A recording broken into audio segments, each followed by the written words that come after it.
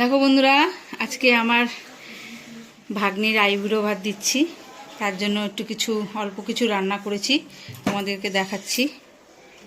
এই দেখো, ভাত, 5-6 রকমের ভাজা, মাছ ভাজা, ঢেঁড়স ভাজা, আলু ভাজা, বেগুন ভাজা, পটল ভাজা, কুমড়ো ভাজা, আর এইটা হচ্ছে শুক্তো, আর এটা হচ্ছে মাছের মাথা দিয়ে ডাল, আর মাছের ঝোল, চিংড়ি মাছের মালাইকারি, চাটনি, পায়েস আর লেবু। এই দিয়ে আমার ভাগ্নির আইবুড়ো ভাত দিচ্ছি।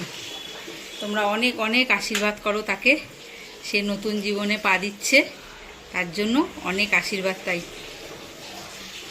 চাইছি তোমাদের কাছ থেকে, অনেক অনেক আশীর্বাদ চাইছি। দেখো বন্ধুরা, এই যে আমার মেয়ে ভাগ্নি, যাই বলো, ওর আইবুড়ো ভাত দিচ্ছি। ওকে অনেক অনেক আশীর্বাদ করবে তোমরা সবাই। ও নতুন জীবনে পা দিতে চলেছে।